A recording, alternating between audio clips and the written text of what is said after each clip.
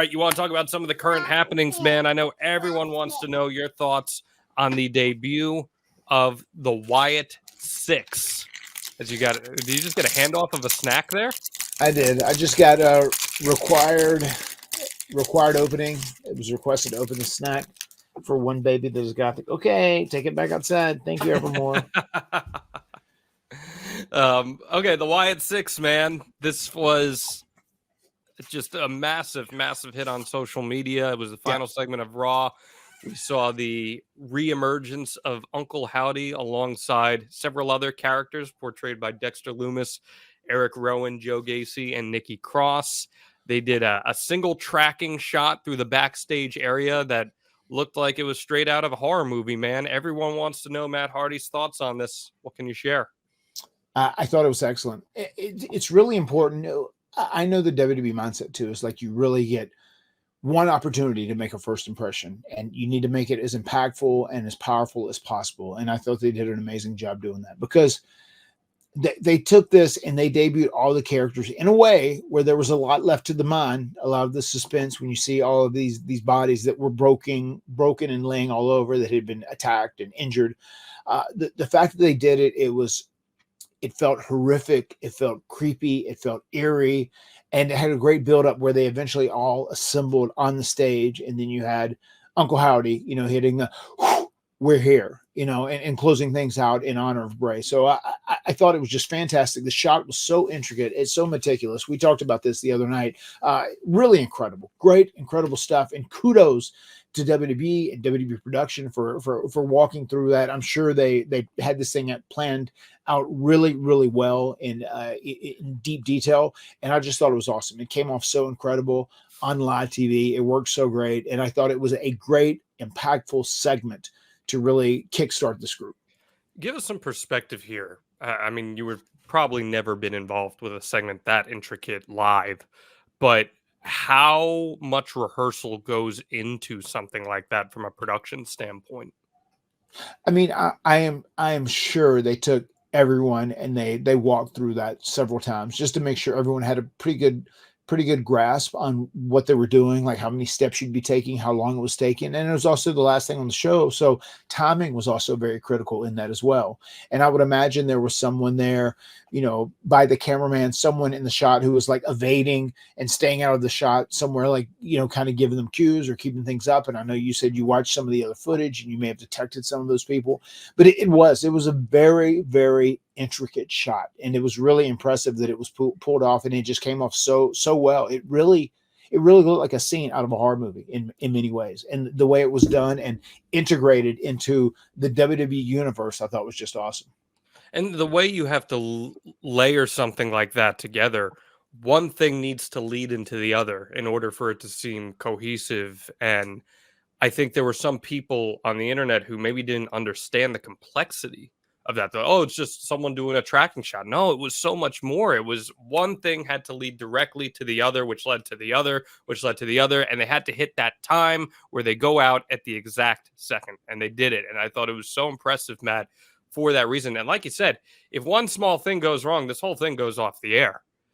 What happens if amidst all the smoke, the cameraman trips or Uncle Howdy trips? Then you've got the next Shockmaster. Yeah, I mean, it really it's a huge buzzkill on something that was an awesome segment, and it was something a lot of people are into, especially because they are honoring Bray. And this is 100%.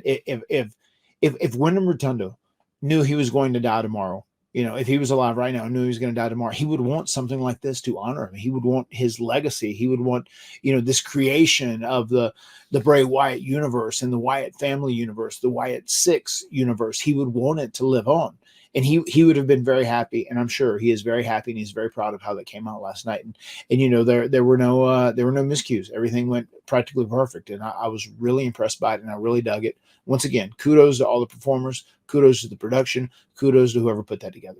So I want to dispel something then, because I've seen a lot of discourse. It's like people, I think most people recognize it as you do, but there were a lot of people who were saying, well, this is them, cashing in on his image. It's in bad taste and all this stuff. You feel pretty confident that this is something he would have wanted as part of his legacy? Absolutely. And of course, I mean, they're a business. Of course, they're going to cash in. Like, I mean, that's what everyone wants to make money. If you're a business and you're running a wrestling company and your ultimate end goal isn't to make money, then you're in business for the wrong reasons. But like, yes, Bray would have wanted this. He would have been cool with it. It's his brother like leading the charge, so obviously he feels good about it. It's one of those things. They're in a position right now where I feel very good and confident. If they didn't want to do it, they wouldn't be forced to do it. They're for it, and they feel it is honoring Bray. I feel it is honoring Bray. I was excited about it. I post. The internet is just, the internet is such a mess, man. The internet is such a mess, Yeah. and it is what it is. I'm kind I of. feel like most people were pretty positive about it, Matt. No, they were pretty positive. I'm just talking about my Yeah. experiences on the internet. Even when I said this, like so many people were like negative on me. So many people love to come and insult me, whatever. And it just whatever, do your thing. I'm here living my life, and I'm living my best life every single day. And what someone tweets or what someone posts is not going to affect or change my life at all, because it does not reflect reality. And I want everyone out there to remember that, because it is a place that is very tough for a lot of people when they, whenever they end up posting something that people disagree with and they come under fire for things. So just, hang out and just remember that stuff does not represent real life. Anyway, I dug the segment. I liked the segment, and I was really happy it was so impactful, because I think that leaves the door open for them to do a lot of special, unique things. Especially, they don't have to be on every show. They don't have to be interactive as like a normal act. They need to be a very unique oddity that only appear every so often, and whenever they're utilized, it's well thought out, and they're used in the right positioning. Yeah, as long as they stay away from the supernatural stuff, I think they're going to be fine, because I think that was always Bray's undoing, was they would just lean too far into the supernatural stuff. And I think Sean Ross Sapp reported it in his Fightful Select report that someone high up in WWE said they were going to try not to do supernatural. And I think his quote was, "How do you do an arm drag on a ghost?" And I think that in 2024 we recognize that. I think spooky, cultish, that's fine. I think the cult element of it is like great. Just the supernatural stuff, hopefully, at least on my end, you kind of lean a little away from that for an act that's meant to be taken a little more seriously. Because it's like, what happens, Matt, when you've got them murdering people backstage, and then in a month and a half's time, when they're wrestling a tag match, they're breaking a 5 count.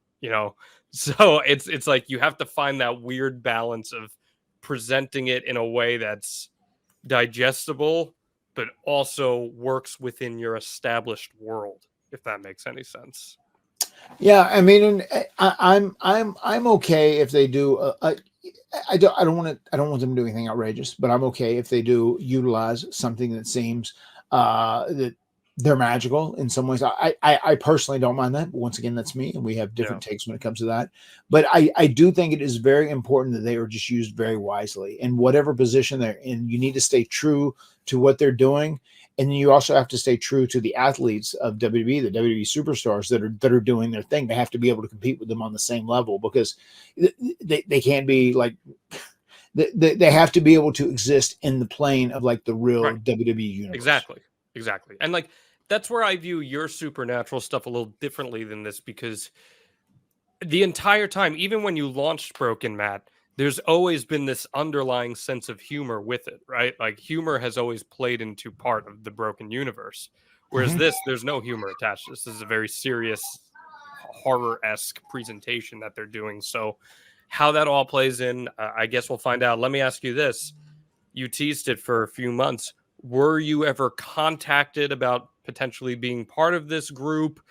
You've been a free agent now for a couple months. Were there ever any allusions to you being part of the group? What can you share?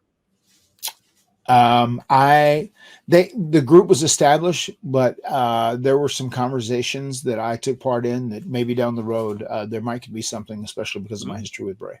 Okay. Love hearing the sound of that. That's pretty cool there. I know you'd be itching to be part of something like that. So I'm sure that would be very cool for you. And now, all eyes are on Taylor, Uncle Howdy, Bo Mhm. Dallas, where he has to assume this mantle and step into a very unique position. Do you think he's capable of rising to that occasion? I guess we'll see. I couldn't imagine him not being motivated to rise to the occasion, especially considering all he's gone through, because him and Wyndham were extremely close. So I am very happy for him, and I very much look forward to him. I am pulling for him with every iota of my being, and I want this thing to work, and I want it to get over, and I want it to be huge. I want it to be a monster cash cow.